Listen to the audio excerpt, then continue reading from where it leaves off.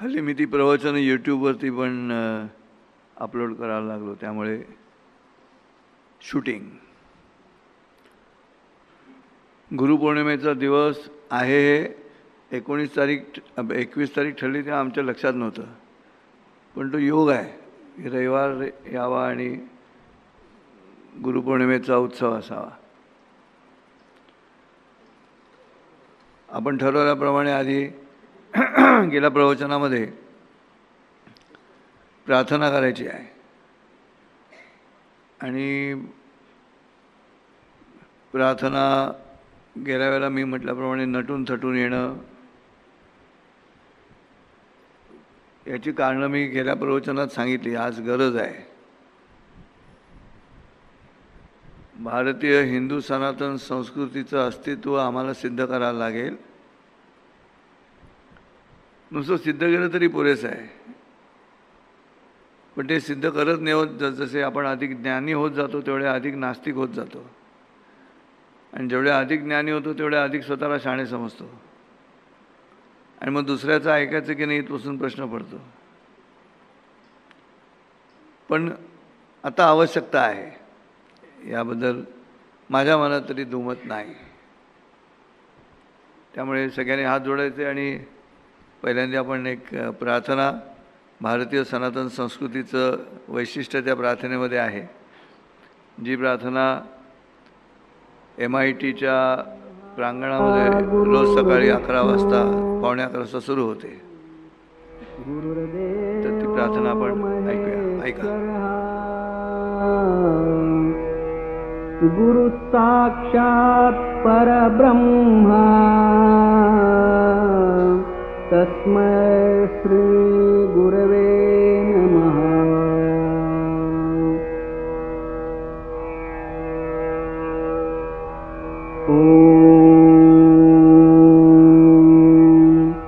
पूर्णमदः पूर्णमिदं पूर्णात् पूर्णमुदच्यते पूर्णस्य पूर्णमादाय पूर्णमेवावशिष्यते.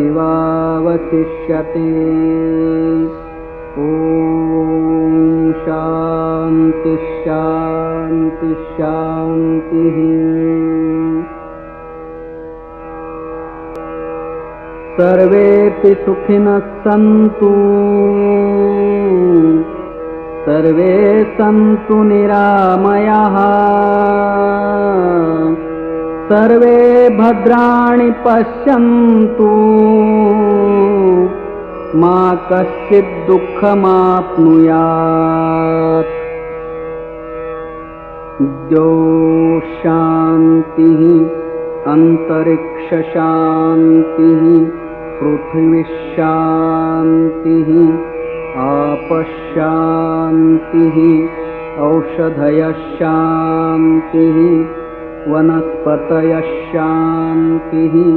विश्वेदेवाशान्तिः ब्रह्मशान्तिः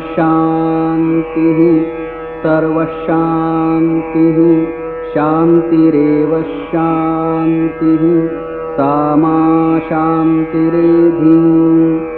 ॐ शान्ति शान्ति शान्तिः.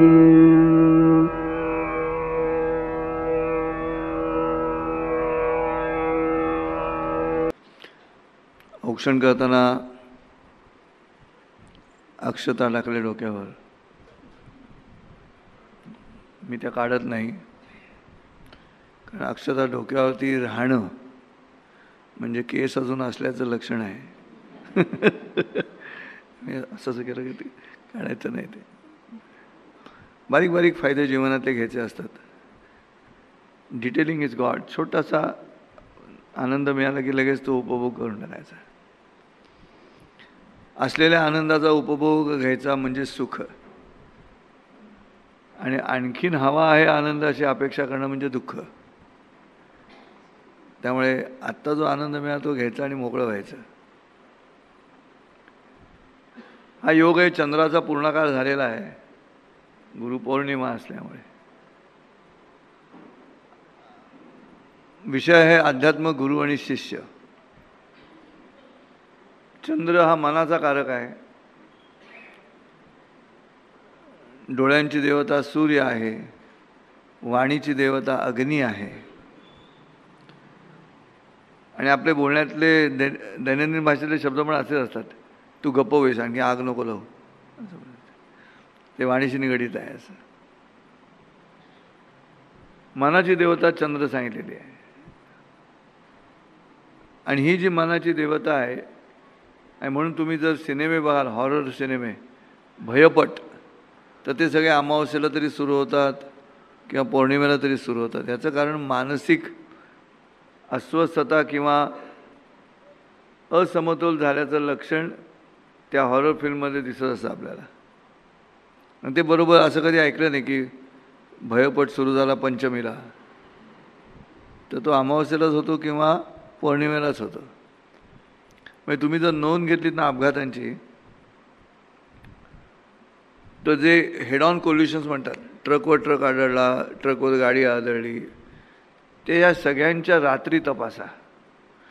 बहुतेक वेळा ह्या अमावस्या आणि पौर्णिमेच्या अनुषंगानं त्या रात्रीच्या वेळेलाच असं करतं जेव्हा चालकाचं मन अस्वस्थ असतं. ते अस्वस्थ याचं कारण चंद्र नसणं किंवा चंद्र असणं याच्यावरती अवलंबून आहे. चंद्राला गुरुत्वाकर्षण आहे, त्या गुरुत्वाकर्षणाचा परिणाम समुद्रावर आहे. पण चंद्राला काय अशी सेपरेट अक्कल नाही की फक्त समुद्रच भरती उलटी करायची. आपल्या देहातलं जे रक्त आहे ते रक्त ही द्रवरूप असल्यामुळे पृथ्वीवरचा प्रत्येक द्रवपदार्थ हा चंद्राच्या गुरुत्वाकर्षणाखाली येतो. आणि माझ्या शरीरातलं रक्तसुद्धा त्याच्या आधिपत्याखाली असतं. सोपं गणित आहे, लक्षात ठेवा. मी चिडलो की लाल दिसतो, मी घाबरलो की पांढरा पडतो. हे रक्ताभिसरणाच्या वेगाचं स्पीड, तो जो स्पीड आहे तो बदलण्याचं ते लक्षण आहे, अभिसरणाचा. आणि म्हणून आपण याचा वारंवार उपयोजना करत असतो. आपण याचा वापर करत असतो की त्याच्या कलानं घ्या. तर त्याच्या कलानं घ्या म्हणजे काय करा, तर कला शब्द कुठून आला तिथे, त्याच्या मनाप्रमाणे करा म्हणून कलाने घ्या. निसर्ग आणि मानवी मन एकदम एकत्र प्रवास करतं मस्तपैकी. आम्हाला त्याची जाणीव होत नाही. आणि म्हणून अध्यात्म ह्या शब्दाचा जर विचार करायचा झाला तर भारतीय अध्यात्म प्रामुख्यानं हे व्यक्तिसापेक्ष जास्त आहे.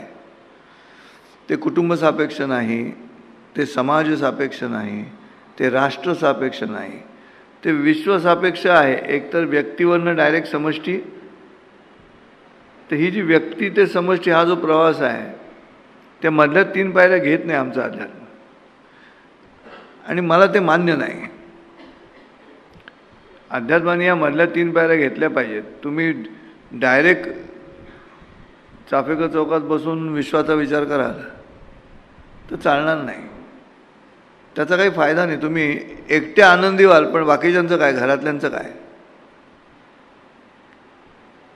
ध्यानाला बसलेत, मग कालांतराने घरचे म्हणतात ते ध्यान आहे म्हणून. हो, हे कोणीतरी सांगायला लागेल ना. तो स्पीड कंट्रोलर पाहिजे. तुमच्या त्या उपासनेच्या प्रक्रियेमध्ये सुद्धा तो कंट्रोलर लागतो. नाहीतर इस्त्रीवाला कपडे घेऊन आला आहे, पत्नी स्नानाला गेलेली आहे, मुलं कॉलेजला गेलेली आहेत आणि हे ध्यानाला बसले. मग तो बेल वाजवतोय, उघडत नाही का. ह्याला ध्यानातून बाहेर पडायचं नाही. तिथे ध्यान बदललं पाहिजे. तुम्हाला जेव्हा माहिती आहे की आत्ता माझ्या शारीरिक हालचालींची गरज आहे, तर ध्यान बाजूला ठेवा, उठा, दरवाजा उघडा, कपडे घ्या आणि परत ध्यानाला बसा. नंतर तुम्हीच बोंब मारणार आहात बायकोच्या नावाने की इस्त्रीचे कपडे आले नाहीत का गं म्हणून. तो घेऊन गेला परत. प्रश्न असा आहे की आम्ही अध्यात्माकडे बघतो कसं. ते जे आध्यात्मिक गुरु असतात ते कसं बघतात, ते त्यांचं वैयक्तिक आयुष्य कसं जगतात. त्यांनी व्यक्तिगत आयुष्यामध्ये संपूर्ण जगापासून फारकत घेत स्वतःचं अध्यात्म मोठं करत आणि त्या अध्यात्माचा डोस त्यांनी सर्वसामान्य त्यांच्यासमोर येणाऱ्या शिष्यांना किंवा भक्तांना द्यायचा. आणि मग शिष्यांच्या घरामध्ये पुन्हा अडचणी सुरू झाल्या. संत तुकारामांच्या घरामध्ये जे भांडण आहे, आध्यात्मिकच भांडण आहे ते, त्यांच्या पत्नीचं आणि त्यांचं. तिला जगद्गुरू हवे आहेत घरामध्ये नवरा म्हणून, संसारामध्ये हवेत म्हणून. मग बेधडक तुकारामांची पत्नी विठ्ठलाला काळ तोंड्या म्हणते. ते हे जे अध्यात्म आहे त्या अध्यात्मावरती आपण सुरुवातीला चर्चा करू. शीर्षकामध्ये पहिला शब्दच तो आहे आणि गुरुपौर्णिमेच्या दिवशी ते कळलं पाहिजे. आत्मा म्हणजे काय, अधि म्हणजे काय. अधि म्हणजे संबंधी. अधि शब्दाचा अर्थच संबंधी, अबाउट, रिगार्डिंग. इंग्लिशमध्ये सांगितलं की सोपं जातं. ते आत्म्यासंबंधी जे आहे ते अध्यात्म आहे. मग आत्मा काय आहे. नैनन छिंदंती शस्त्राणी नैनंदती पावका न चक्लेद यंताप न शोषयती मारुता. हा आम्हाला कळला गीतेत सांगितलेला आत्मा. पण म्हणजे नेमकं काय.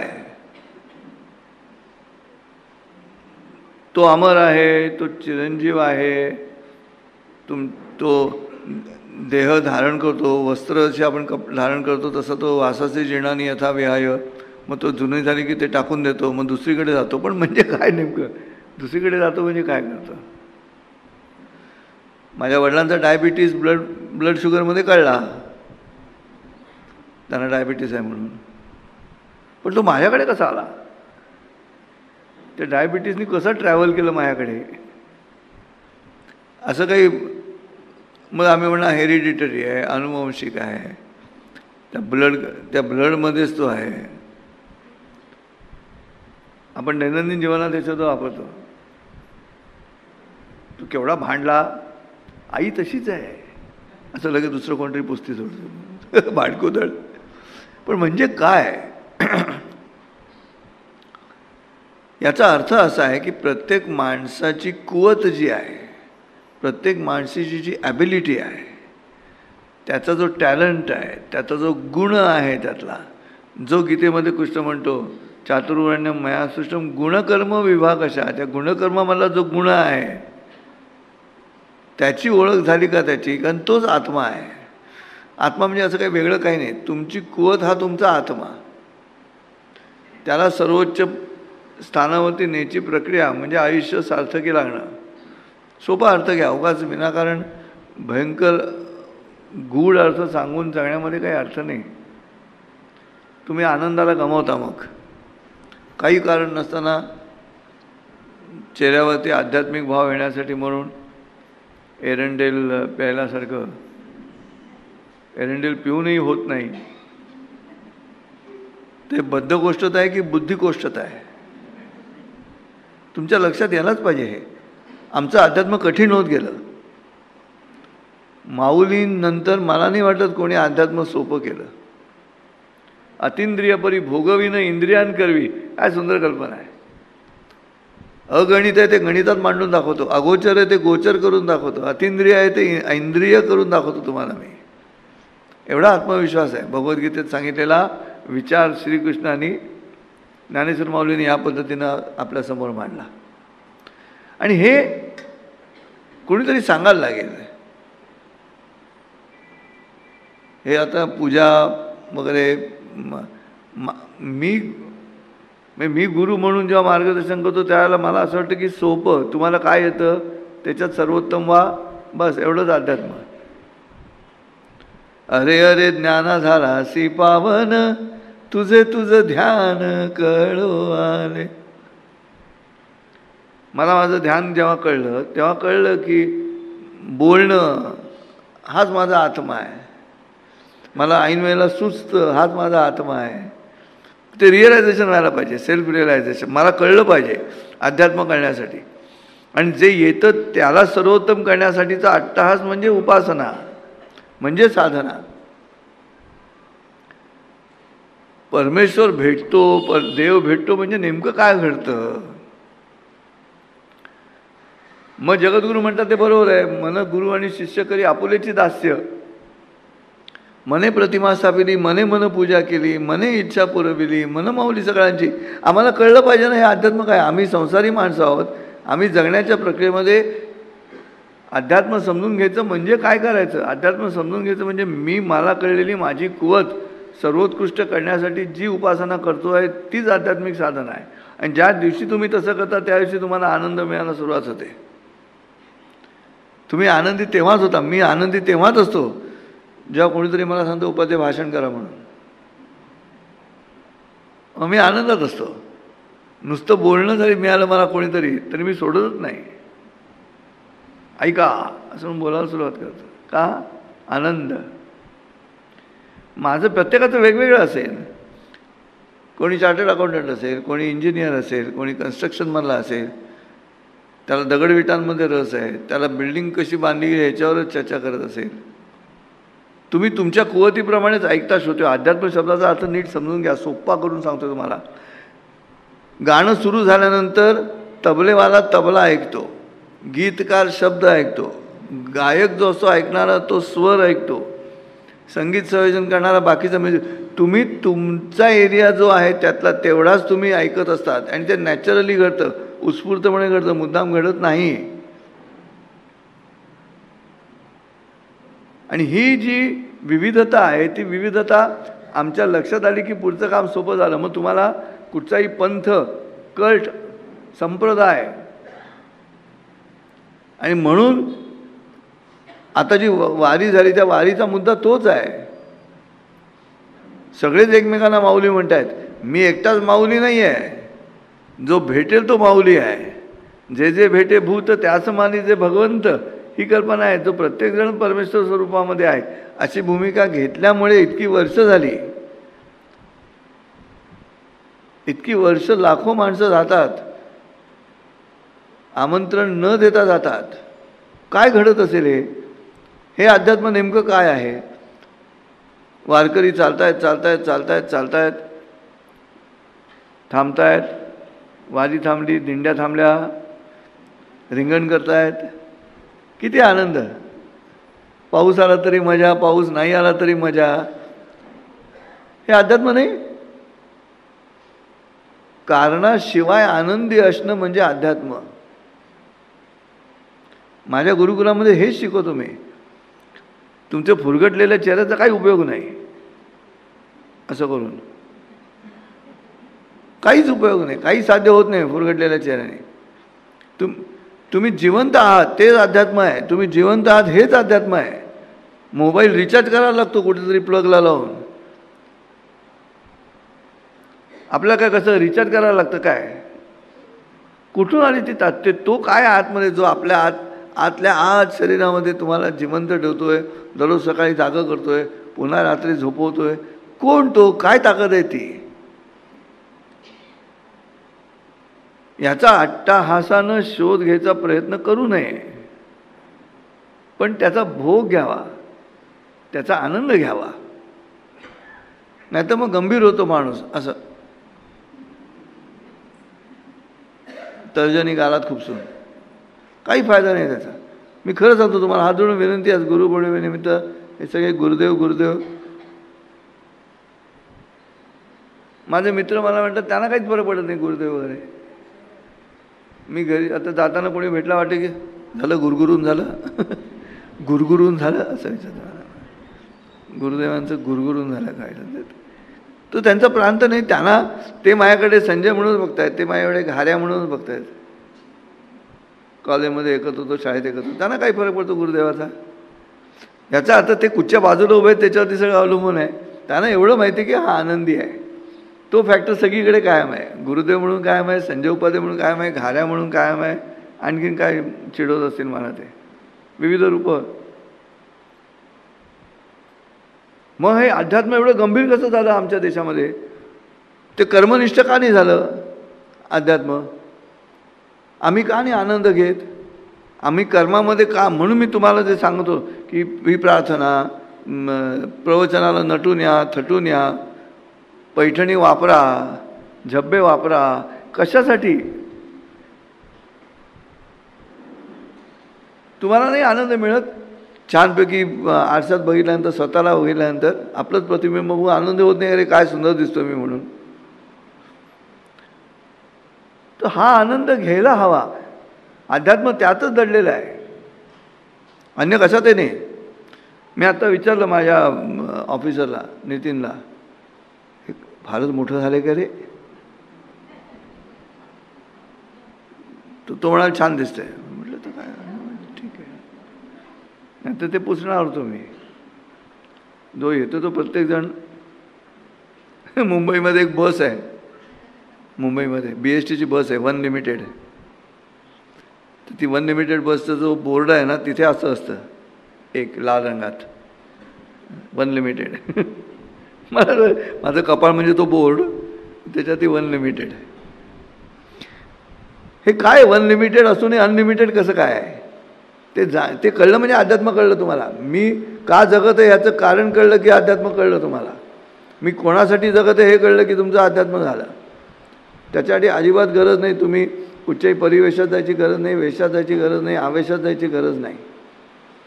याचं कारण ही भूमिका कळत नाही म्हणून आज अडचण झाली आमच्या देशाची. आम्ही कोणाचं ऐकत नाही. एक देव एक देश एक भाषा अशी परिस्थिती आमच्याकडे नाही. प्रत्येकजण वेगवेगळा, प्रत्येकाचं अध्यात्म वेगवेगळं. पंचायत झाली ना. म्हणून ज्ञानेश्वर माऊलींना जवळ करावं असं वाटतं. याचं कारण 5व्या नंबरवरती ज्ञानेश्वर माऊलींनी गीतेचा जो अर्थ सांगितला तो सगळ्यांना कळला. तो सगळ्यांना कळला पाहिजे. अध्यात्माचा अर्थ तुम्हाला कळला पाहिजे. अध्यात्म म्हणजे काय ते. मी बेधडक उत्तर देतो. मला जेव्हा विचारतात तुम्ही आध्यात्मिक आहात का, होय. पुरावा काय तो, मी कारण नसताना आनंदी असतो. हे कारण नसताना आनंदी असतो म्हणजे मला जगणं जे आहे माझं ते कळलं. करोनानंतर सुद्धा जर तुम्ही आनंदी झाला नसाल तर कठीण आहे. तेव्हा काय करा, आनंदी राहा. इथे बसल्या जातात चेहरे तुमचे प्रसन्न चेहरे पाहिजेत. क्या बात आहे, वा मजा आला आहे, असं पाहिजे. मला मोजत बसू नका उपाध्यांचं प्रवचन कितपत इंटेलेक्च्युअली रिच आहे. असं हाताची गाडी अनवटी खाली डोळेवर असं नका ऐकू. मोकळं ठेवा शरीर, प्रसन्न चेहऱ्याने ऐका. भाषण विनोदी होतं म्हणा पण आनंद घ्या. अध्यात्माचा ह्या पहिल्या शब्दाचा अर्थच हा आहे. बघा विचार करा या गोष्टीचा. मला म्हणून तो तुकारामांचा अभंग मला खूप आवडतो. मन करा रे प्रसन्न सर्व सिद्धींचे कारण, तरच सिद्धी प्राप्त होईल. तुम्ही आनंदी असाल तरच सिद्धी प्राप्त होईल, नाही तर नाही होणार.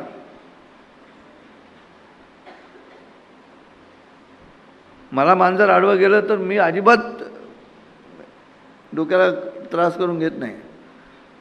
मी उलट म्हणतो बरोबर माणसाला की बिचारा कोणते मांजर मला आडवं गेलं. आज त्याला उंदीर नाही मिळणार का, मला आडवा गेला. मी कसं काय म्हटलं, त्यांनी माझे डोळे बघितले. हा कोण घाऱ्या. काय हरकत आहे. आता मगाशी 5 जणी या असं सुहासनी सांगितल्यानंतर मग 6 जणी आल्या. आता 6 जणी उभ्या राहिल्यानंतर काय लगेच एकाला कमी करायचं, काही फरक पडत नाही. 6 जणी आल्या आणि षड्रिपू काढून घेऊन गेल्या एक एक. 7 कशाला पाहिजे किंवा 5 कशाला पाहिजे. मग मी कसं बघतो त्यावरच अवलंबून आहे. मी कशासाठी त्या आकड्यावरती अडू, त्या गणितात का अडकून राहू मी. आणि मग जाताना मला पुण्याला ट्रॅफिक जाम लागलं. गुरुदेव त्या 6 जणी होत्या म्हणून आहे. आता काय संबंध आहे त्याचा. हा बावळटपणा सोडून द्या. आता ज्ञानी व्हा. ह्याच्यात अडकू नका. हे अडकणं म्हणजे अध्यात्म नाही आहे. अध्यात्म ते आरती ओवाळताना आता मी अशीशी ओवाळतो, काही जण इकडे नेऊन परत. ते का लहान बाळ आहे. हातातली आरती म्हणजे बाळाजवळ जोरे करायला.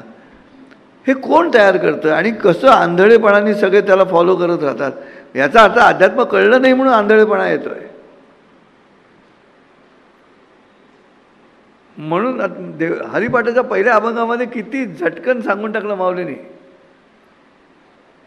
11 फेऱ्या मारायची गरज नाही. देवाची द्वारी उभा क्षणभरी, तेणे मुक्तिचारी साधियल्या, स्वरूपता सलोकता समीपता सायुज्यता, 4 मुक्ती एकदम एका क्षणात, वेळ नाही. आणि तीच परिस्थिती असते इकडे पंढरपूरला. तिथे उभा असलेला माणूस अक्षरशः नारळ फोडावे तसे डोकी फोडत असतो विठ्ठलाच्या पायाशी. पकडला की आपट, पकडला की आपट. वारकऱ्याने काही वाटत नाही, त्याला आपटताना काही वाटत नाही. वारकरींना ते पाय दिसले बस. हेच आहे, हा जो आनंद आहे. दर्शन झालं हेच, पण नाही झालं दर्शन, कळसाचं दर्शन तेही पुरेसं आहे. हे जे सॅटिस्फॅक्शन मान्य करण्याची प्रक्रिया डेटिरिएटिंग स्टेपवरती सुद्धा त्याच क्वालिटीचे राहते. मला 100 मिळाले तरी 100 आनंद आहे, आणि मला 75 मिळाले तरी 100च आनंद आहे, 35 मिळाले तरी मला 100च आनंद आहे.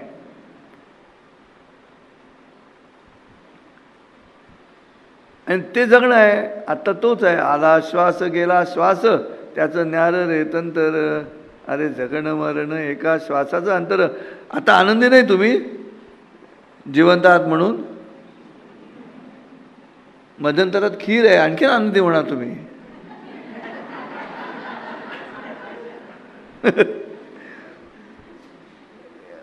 इतकं सोपं करा आयुष्य.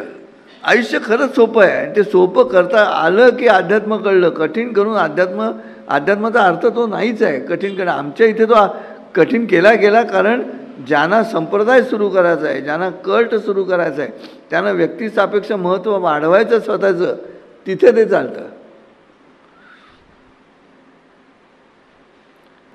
कोण कसं बघतं त्यावरती त्याला मत आहे. पण मी आनंद नाही घ्यायचा, तर मी आनंद घ्यायचा. ज्याला आनंद घेता येतो त्याला अध्यात्म कळलं. आनंदाचे डोही आनंद तरंग, सुखी सुखम उरे तेणे चिदानंद उरे, ही कल्पना कळली पाहिजे ना अध्यात्म कळण्यासाठी. मी 15 मिनिटं ध्यान लावून बसलो म्हणजे मी आध्यात्मिक होत नाही, हे कळलं पाहिजे. त्या वेळेला तुमच्या पाठीमागे लोक काय खुणा करतात हे तुम्हाला माहिती नाही आहे. तुम्ही ध्यानाला बसलात तेव्हा. शाळेतली मुलं नाही का पिकनिकमध्ये फोटो काढताना अशी शेंडी बिंडी दाखवतात. गुरुपौर्णिमेचा माझा हाच सल्ला आहे तुम्हाला, आयुष्य सोपं करा, आयुष्य कठीण नका करू. एकदाच मिळालं आहे, आणि तेच आपल्या इथे सांगितलं जातं अध्यात्मामध्ये सातत्यानं. तुमच्या आनंदी राहण्याची जी प्रक्रिया आहे त्याच्यातच खरी गंमत आहे. तेच जर नाही कळलं तर काहीच मजा नाही ना. पहिला मुद्दा अध्यात्माचा. आता हे सांगणार कोण? आता मी तुम्हाला सांगतोय, तुम्ही शिष्य म्हणून ऐकलं तर मी गुरु. खीर वाटत.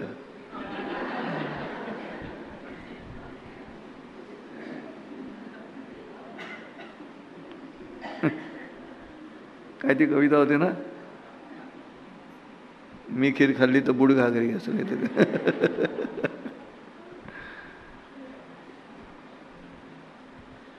अध्यात्म म्हणजे लक्षात आलं का तुमच्या? म्हणजे मी गुरु या शब्दाकडे जातो, पण अध्यात्म म्हणजे आनंद घेणे,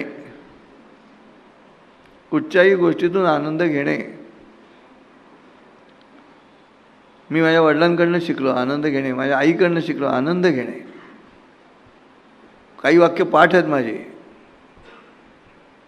आई म्हणायची, संजय आपल्या हेड ऑफिसला त्रास करून घ्यायचा नाही, ब्रांचेसमध्ये काही का घडेना, आपल्या हेड ऑफिस. मला इतकं आईचं नेहमी.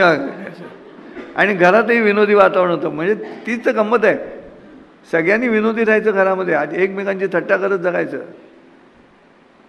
माझी आई अंगाने स्थूल होती. कित्येक वेळा दिवसातून 2-3 वेळा ते तिचं वाक्य यायचं की मीच होते म्हणून उपाध्यायांकडे पुरून उरले. आणि माझे वडील म्हणायचे, हा उरलेला भाग. अरे काय गंमत आहे, हा काय गंमत आहे. जर वडील म्हणायचे, हा गप्प बैस, जास्त शहाणपणा करू नकोस, शब्दाने शब्द. आणि हे म्हणजे काय होतं, you go away from the अध्यात्म. जेवढे तुम्ही घरात आनंदी मस्तपैकी असाल त्याच्यात गंमत आहे. माहिती नाही माणसं कशी जातात. मी ते शिकवायचा प्रयत्न करतो माझ्या गुरुकुलामध्ये. इंडिव्हिज्युअली मी ते शिकवतो की come on, enjoy your life. अध्यात्माचा दुसरा अर्थ नाही. तुम्हाला तुमचा आनंद तयार करता आला पाहिजे, तुम्हीच त्या आनंदात रममाण झालं पाहिजे. सुखी सुखमुरे तेणे चिदानंद ओरे. तुकारामांच्या भूमिकेप्रमाणे मन करारे प्रसन्नची भूमिका तीच आहे. मन गुरु आणि शिष्य करी आपुलेची दास्य. मीच माझं दास्य करायचं, काय सुंदर कल्पना आहे. मीच माझी सेवा करायची. म्हणजे काय करायचं, मला भयंकर राग आलेला आहे कोणाला, मला त्या मनाला दुसऱ्या मनाने सांगायचं जाऊ दे, सोडून दे. आपणच आपल्याला काउन्सिलिंग करायचं. करून बघा ना कशासाठी असं. म्हणजे मला तर माहिती नाही, मला कोणी विचार तुम्हाला कोणत्या गोष्टीचा राग येतो, तर मला हे WT आले ना समोर, WT म्हणजे वाकडं तोंड, की भयंकर संताप.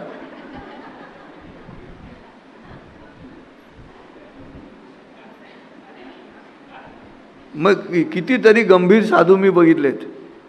गंभीर साधू, महाराज तुम्ही आम्हाला काय प्रसन्नता देणार, तुमचा चेहरा कुठे प्रसन्न. तुम्ही अध्यात्मामध्ये तुमच्या चेहऱ्यावरती तुकारामांचे आणि ज्ञानेश्वर माऊलींच्या प्रतिमा ज्या तयार केले ते असं हळूच एक स्माईल आहे. श्रीकृष्णाच्या चेहऱ्यावरती स्माईल आहे. प्रभू रामचंद्राच्या चेहऱ्यावरती छोटंसं $1 मिलियन स्माईल, किंचित स्माईल आहे, तृप्तीचं आहे ते. म्हणून हे सूत्र आहे अध्यात्माचं. प्राप्त परिस्थितीला तृप्त परिस्थिती म्हणा. काय म्हणायचं, प्राप्त परिस्थितीला तृप्त परिस्थिती. मजा आहे. कसं चाललंय, झकास.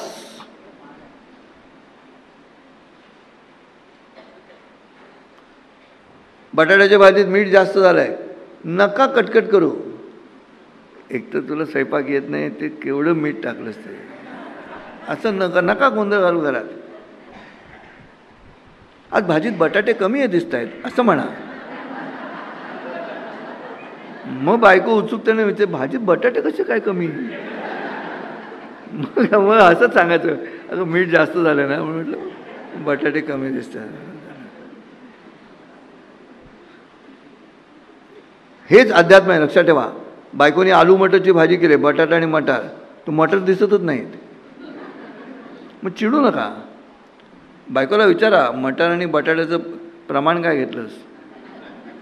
ती म्हणते एकाच एक. एक बटाटा एक मटर.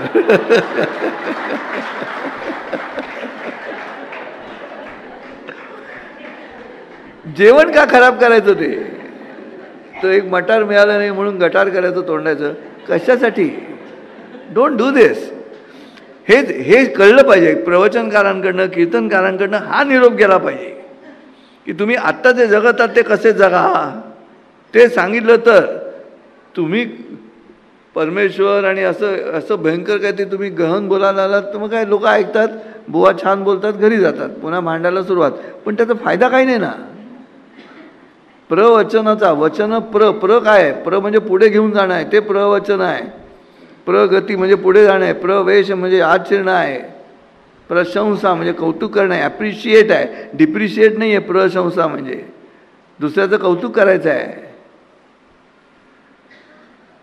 श्रोतो खरंच सांगतो, अध्यात्म म्हणजे दुसरं काही नाही.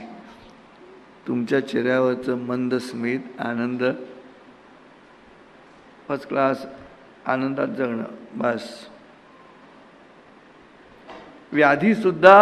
व्याधीवरती सुद्धा तुम्हाला मात करता येते तुम्ही आनंदाने जगलात तर. हॉस्पिटलमधल्या नर्सेससुद्धा आनंदात असतात. खडूस पेशंट आला की मग त्यांना कटकट होते. मग एकमेकी तू जा असं करायचं.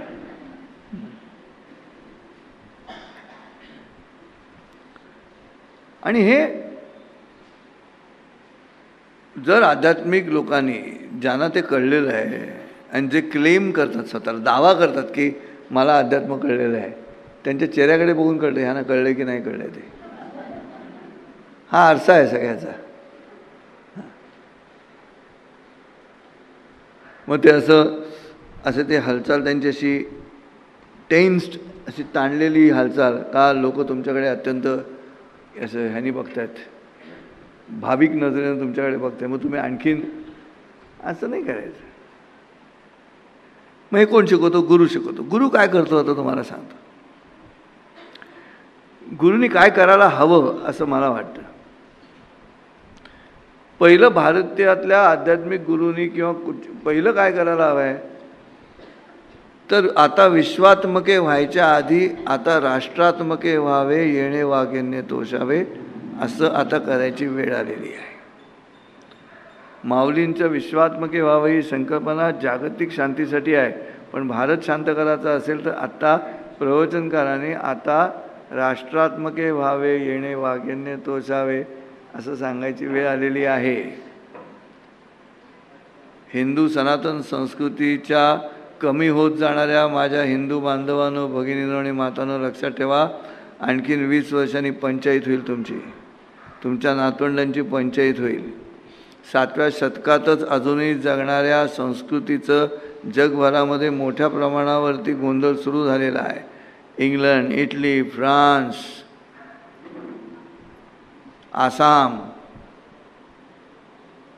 आसाममध्ये सुरू झालेलं आहे. आता अतिरेकी सज्जन होऊ नका. आत्ता सगळ्यांना एकत्र येण्यासाठी जी नाटकं करायला लागतील ती सगळी करायची. म्हणून मी म्हटलं, आपली संख्या दाखवा. जर 20 कोटी त्यांची संख्या दाखवत असतील तर 100 कोटींनी आपली संख्या दाखवावी. नुसती दाखवली तरी पुरेसं आहे. आम्ही दाखवत नाही म्हणून अडचण आहे. यापुढचे सगळे सण जोरदार का गुरूंनी हे सांगायला हवं, ते गुरु नेमकं तेच सांगत नाहीत. अडचण तिथेच आहे. मऊ मेणावनी आम्ही विष्णुदास, कठीण वज्राचं भेदू व्हायचे, त्यातलं कठीण वज्राचं भेदू व्हायचे सांगावंच लागेल. तिथे मावळ आणून चालणार नाही. जे खळांची वाकुडही मोडे तई सत्कर्मी रती वाढे, हे गुरूंनी सांगायची वेळ आलेली. आमच्या आध्यात्मिक गुरूंनी ह्या गोष्टी आता बदलायला हव्यात. आता गुरूंनी वैश्विक अध्यात्म, ध्यान आणि कुंडलिनी जागृती, मग मस्तकी प्राण धारण करणे, ह्या सगळ्या गोष्टी थोडा वेळ पॉज. आत्ता वस्तुस्थिती काय आहे त्याला सामोरं जावं लागणार आहे. लक्षात येतोय की पुढे धोका आहे. इतिहास आहे धोक्याचा. अतिमानवता दाखवायची नाही. अतिमानवतेनं राष्ट्र आपल्या, आणि आपण तर का दाखवायचे नाही, तर हे असं अध्यात्म जे आहे, जे आपण प्रार्थनेत ऐकलं, देव शांती औषध शांती, तिथे मुद्दा येतो.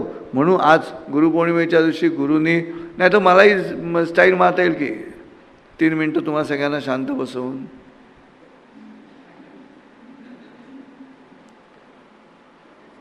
ऐकलात आवाज परमेश्वराचा. आतलं मला पण करता येईल, तर काही कठीण काही नाही. खर्जातला आवाज लावायचा आणि भगवान हेच सांगतात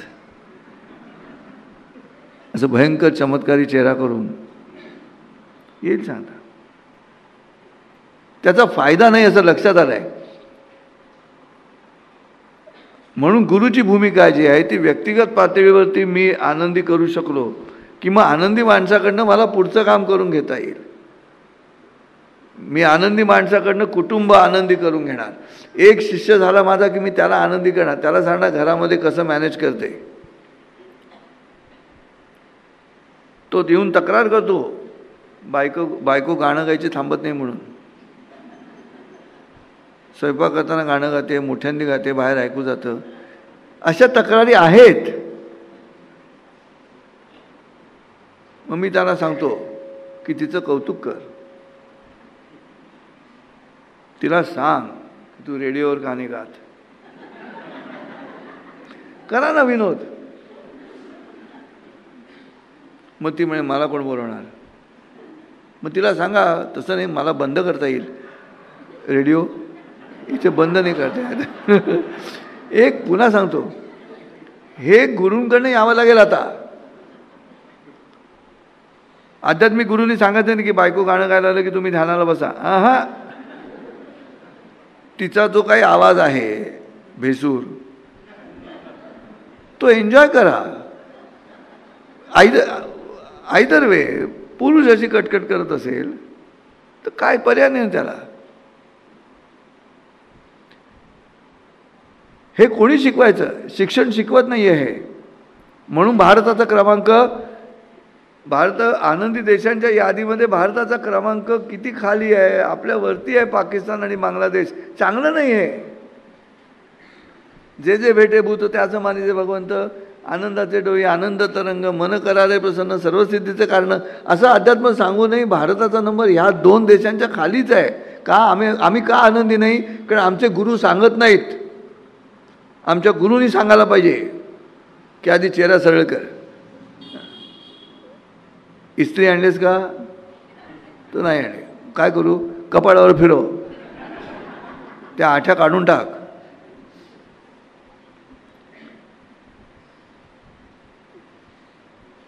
हे सांगितलं गेलं नाही की पंचायत होणार. गुरुची भूमिका ती आहे, अंधार दूर करण्याची क्रिया. दॅट इज गुरु. गु हे अक्षर जे आहे ते नेहमी अंधार निदर्शक आहे. गुहा, गुडूप, गुपचूप हे सगळे अंधार निदर्शक शब्द आहेत. रू म्हणजे डिस्पेल करणारा, जो अंधार दूर करतो तो. मग अंधार कोणता अंधार आहे? अज्ञानाचा अंधार आहे. अज्ञानाचा अंधार दूर करायचा म्हणजे तुम्हाला लगेच यम नियम आसन प्राणायाम प्रत्याहार धारणा ध्यान समाधी हा अंधाराचा मुद्दा नाही आहे श्रोते हो. ते आत्ता जे करायला हवं आहे ते केलं जात नाही.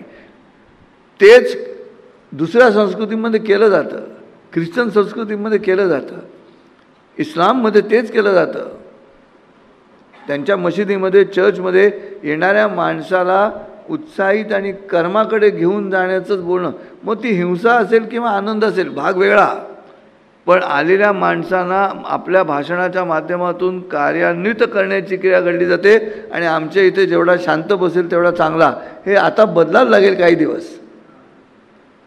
पर्याय नाही दुसरं त्याला. तुम्ही त्यांना गपचूप बसून चालणार नाही. त्यांना सांगायला लागेल मजाही करा, कळवा सगळ्यांना आम्ही कसे आहोत ते. तुकारामांच्या जगद्गुरूंच्या त्या ओळीचा अर्थ कठीण वज्रास भेदू ऐसे म्हणजे काय?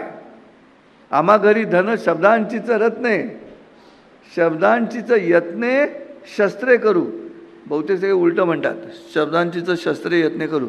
त्या ओवीच्या नियमाप्रमाणे दुसरा आणि तिसरा चरण यमकाने संपतो. त्यामुळे आम्हा घरी धन शब्दांचीच रत्ने, शब्दांचीच यत्ने, प्रयत्नपूर्वक शब्दांचीच यत्ने शस्त्रे करू असं आहे ते. मग ह्या शस्त्राचा अर्थ काय? ते गुरुनी सांगायला हवं.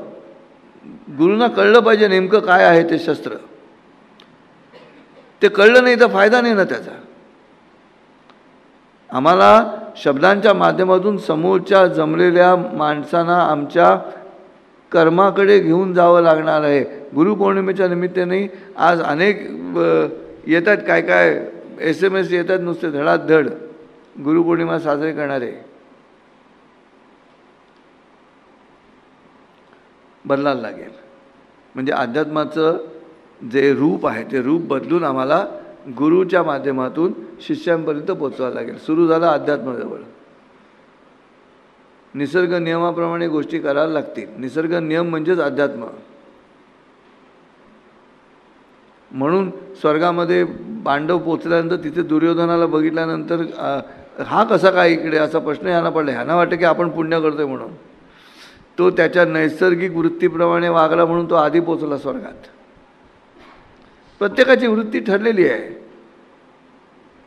ती वृत्ती काय आहे, ह्या माणसाची वृत्ती काय आहे हे गुरु सांगणार. त्याच्याशी बोलून गप्पा मारून त्याची कुवत ओळखून तू हे कर म्हणजे तो तृप्त झाला. तो तृप्त झाला म्हणून त्याच्या आजूबाजूची माणसं तृप्त व्हायची प्रक्रिया सुरू झाली. म्हणजे कुटुंब तृप्त झालं. कुटुंब तृप्त झालं. अशा तृप्त कुटुंबांचा समुदाय म्हणून समाज तृप्त झाला. सत्य आहे. आणि असे समाज तृप्त जेव्हा एकत्र आले त्यातून राष्ट्र तृप्त झालं, भारत. आणि असे राष्ट्र एकत्र येतील तेव्हा आता विश्वात्मके देवे येणे वाग्यज्ञ तोषावे. हे टप्पे पायऱ्यांनी पायऱ्यांनी जावं लागेल. व्यक्ती, कुटुंब, समाज, राष्ट्र आणि विश्व असंच जावं लागेल. दुसरा पर्याय नाही आहे त्याला. व्यक्ती अशांत राहून ती विश्वशांती निर्माण नाही करू शकत. त्या व्यक्तीला आजूबाजूची माणसं जी आहेत त्यांना प्रसन्न करायला लागेल. त्या सगळ्यांना मिळून समाजाला प्रसन्न करायला लागेल. आम्ही ती जबाबदारी पाळत नाही एकमेकांना प्रसन्न करण्याची. कार्यक्रमांमध्ये कुठे आपण एकमेकांना प्रसन्न करतात? श्रोते कुठे प्रसन्न करतात वक्त्याला? म्हणजे ते काव्य वाचनामध्ये बघा कोणी करतं काय प्रसन्न? खतूड चिरे करून बसलेलं असतात. जे करतात आनंदी ना ते राज्य करतात. गझलची मैफिल बघा, इस्लामच्या सांस्कृतिक जडणघडणीमध्ये येणारी जी गझल आहे त्या गझलला देणारी लोकांची दाद बघा कसं एकमेकांचे कौतुक करतात ते. आणि आमच्या इथे हा उपाध्यांचा हा शब्द चुकलाच, तिथे दुसरा शब्द पाहिजे. ते फारच वाङ्मयीनदृष्ट्या कमी दर्जाचा वाटत. ॲनालिसिस, मीमांसा, टोकाची टीका, टीका नाही टीका, रस्व, टी रस्व आहे त्यातला, तिथे तसं घडत नाही. लगेच तीच ओळ परत म्हणतात. किती उत्साह येत असेल, आनंद वाटून. मग ते राज्य करतात जगावर का? ते आपल्या माणसांना अशा पद्धतीनं उचलून जातात. आम्ही धरतो का? आम्ही नाही करत. अध्यात्म नाही कळलं तुम्हाला. आणि जर कळलं असं क्लेम करत असाल तर तुम्ही न ढच्याही पुढचा ट ठ ड ढ न.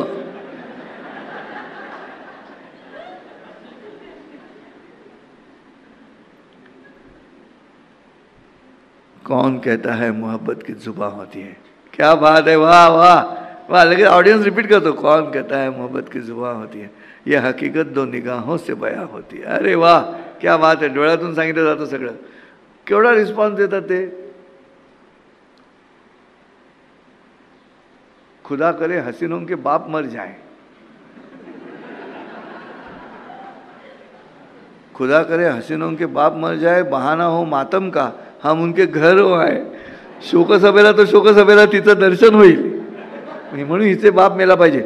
मला असं वाटतं की इथे सामाजिक प्रकृती लक्षात येतच होते. आणि ते काम प्रवचनकारांचं आहे, कीर्तनकारांचं आहे, गुरूंचं आहे, आध्यात्मिक गुरूंचं आहे, जे मी इथे करतो आहे एकूण 60 महिने. म्हणून तुम्हाला हसवायचं काम चाललं आहे. माझं बोलणं ऐकून तुम्ही तुमच्या घरी आनंदी व्हायलाच पाहिजेत. होत नाही म्हणजे काय, या परत परत या ऐकायला. हे गुरुचं काम नाही, हे गुरुचं काम आहे. तुम्हाला आणखीन येताना तुम्ही बायकोशी भांडण करून WT करून निघालेले,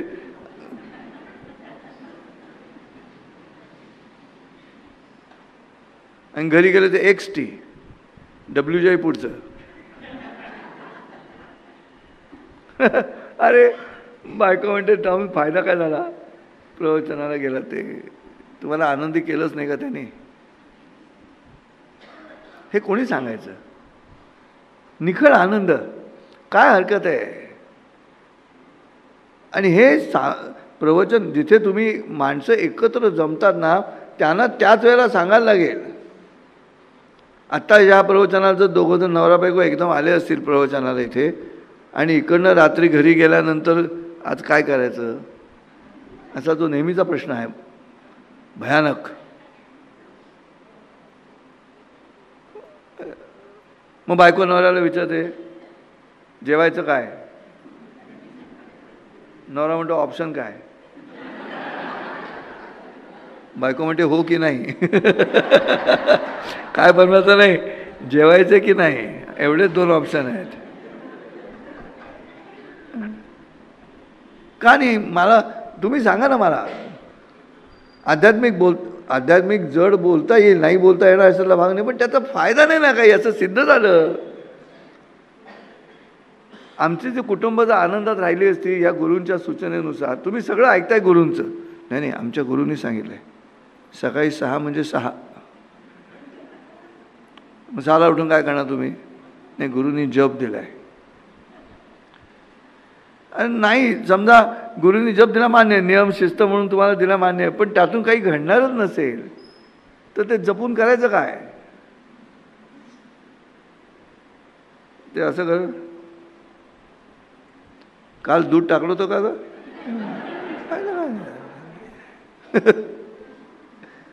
मग ही जी पोकळ विधी आहे त्याच्यात अडकण्यातही काही अर्थ नाही. पण हे कोणी शिकवायचं, कोणी संसारी माणसाला शिकवायचं कोणी, ते यांची जबाबदारी, शाळा कॉलेजेसमधल्या प्रोफेसरची जबाबदारी आहे, शिक्षकांची जबाबदारी आहे. मुलांना शाळेपासूनच शिकवायचा आनंद कसं जगायचं ते. आम्ही ते शिकवत नाही म्हणून आनंद.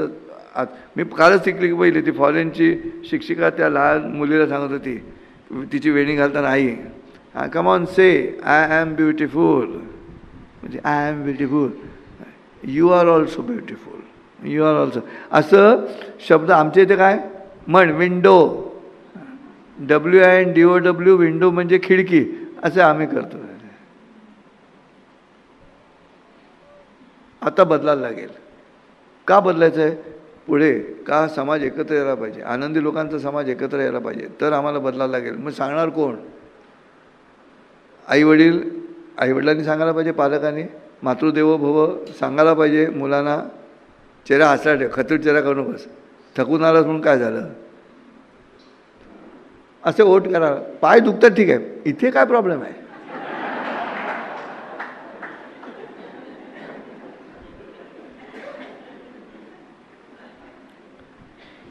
आपलं काही कारण नसताना बायको सगळी असं हा येऊन बॅग ठेवून हुश. अरे हुश काय, खुश हुश नाही करायचं. पण शिकवायला लागेल ना, जर तुम्हाला स्वतःला नसेल तर शिकवायला लागेल ना. रडणं नाही शिकवावं लागत श्रोते, हसणं शिकवावंच लागतं. रडू तुम्हाला आतून येतं, हसू तुम्हाला समोरच्याकडे बघून कळतं. लहान मुलांसुद्धा कसं हसायचं, असं करून आई विविध विचित्र चेहरे करते. ते विचित्र चेहऱ्याकडे बघून पोरगं हसायला लागतं. आईला वाटतं मी काय शिकवलं म्हणून.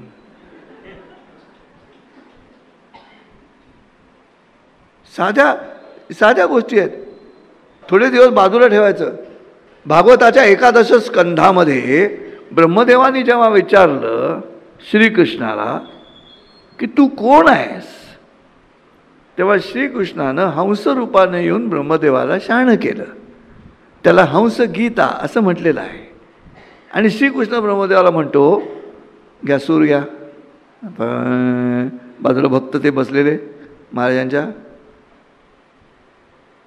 पंचात्मकेषु भूतेषु समानेषु च वस्तुतः को भवानिति य प्रश्नो वाचारंभो ह्यनर्थका. सगळे भक्त काय म्हणाले? कृष्ण, भगवान कृष्ण म्हणा, तुम्हीच सांगा, आम्हाला कळलेलंच नाही काही. काय म्हणाले? पंचमहाभूत, पृथ्वी, आप, तेज, वायू आणि आकाश, या सगळ्यांच्या समप्रमाणात, पंचात्मकेषु भूतेषु समानेषु च वस्तुतः, सगळं सारख्या प्रमाणात घेतलं आणि त्यातून मी तयार झालो.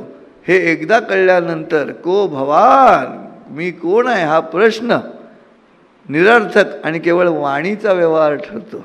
को भवान इति य प्रश्नो वाचारंभो ह्यनर्थका, असं कृष्णाने सांगितलं. माझं म्हणणं तेच आहे. तर कृष्ण सांगतोच की माझ्याविषयी फार चर्चा करू नका, कारण ते निरर्थक आहे, तुम्हाला काहीच मिळणार नाही आहे. मग आहे कुठे आनंद? तर नंदाच्या पोरात आनंद आहे. नंद जो आहे त्याचा आनंद तोच आहे, कृष्णच आहे. आणि हे जर आमच्या सगळ्या गुरूंकडनं समाजामध्ये प्रसार झाला ना, तरच मजा आहे, नाही तर मजा नाही.